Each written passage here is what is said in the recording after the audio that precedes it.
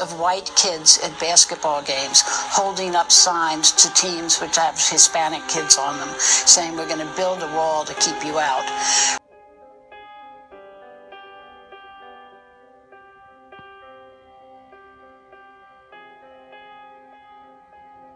Get kicked out because we're a group of black people is really crazy.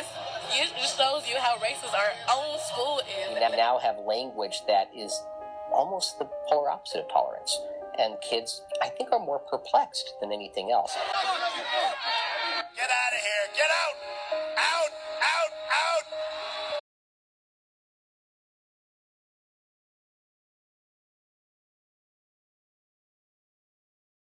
Out! Okay, so in my previous video, I explained to you guys how I really haven't been able to sleep lately. Well, I couldn't sleep till last night. But around, I guess, 4-ish this morning, 4 something, I watched this video. It was a compilation of the devastation that Donald Trump's rhetoric is causing in our nation. I think the most harmful part is looking out there and seeing the next generation support him. You know, it goes back to just symbolic interaction, upbringing. You know, a kid only knows what he or she is taught. And if a kid seeing a certain type of entity praised, and especially is the same color of them, then they're going to want to be that, because generally praise is a positive thing. Praise is something we want. And so this is the problem that some parents are having with their children, white, and then you having black kids being threatened. You know, I can't imagine my kid having a child right now, being in like middle school or elementary school, and this Trump shit, well, this American shit, right? The Trump is just like a high point. Trump is like the epitome of what's been going on. It's almost like that seed of racism and greed.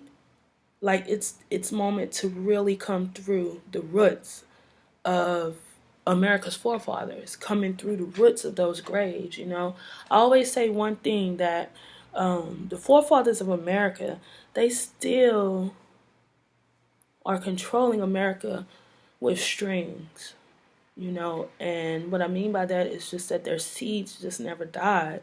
And Donald Trump, oh my goodness, like he, you know, racism and greed, he's at an all-time high. You know, this is all of this stuff packed into one man. That's kind of scary. And people are like, oh, he ain't gonna win, this is just blah, blah, blah, and all that.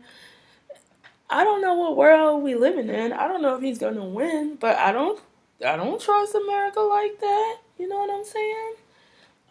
I used to play around and I used to ask the question, you know, what if America reinstates slavery? And people used to laugh at me and be like, ha, ha, ha, yeah, right. Man, look, okay, America is the same America from the beginning. Think about this. Native Americans did not get to vote, I think, until the 1920s. Now, those were the first people on this land. And you mean to tell me that they couldn't vote until the 1920s? So guess what that tells me? If you cannot vote, you are not a citizen of anywhere. You have no say. You have no democracy. You have no input. And African Americans, the 1960s. So count that on your fingers. Come on. Far less than 100 years ago. Right? Think about that. As old as this country is, nobody else but white men had a say, because they could, what? Vote. Even women. But the first women's movement wasn't even about black women. It was still exclusive. So just kind of think about that. All those years of building, and only white men had a say. Think about what this country was created for. Think about it. So there's always going to be a resistance. A resistance to humanity. Marginalized. Like you're basically nothing now to this nation. And we can clearly see that. You know, the Indian people of America are the Native Americans of America, whichever way you want to what you want to call it, but they are marginalized. And other minority groups are right behind them. And the rest of the playing field is for white. And that's how it was at the beginning, Manifest Destiny and all of that. The perversion of scripture to take out a group of people and to steal their land, and so I just want to say this about the whole Donald Trump situation.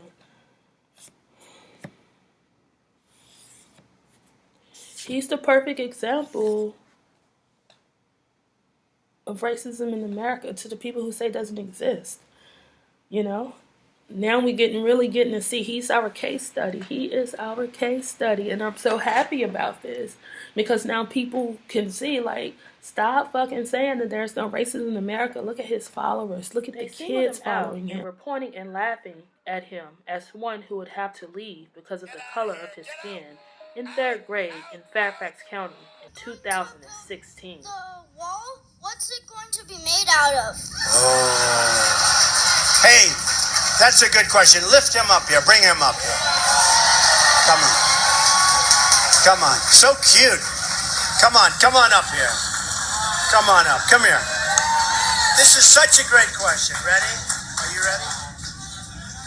What are the walls going to be made of? Hello? Go ahead. Ask the... What are the walls going to be made out of? One last thing before I forget. It's interesting to me how so many people demonize President Obama with all his credentials, with all his intelligence. And now you have these Republicans debating at 5th and 6th grade levels, guys. Come on. You have these Republicans debating at 5th and 6th grade levels, and people are tuning in, and people are clapping and supporting.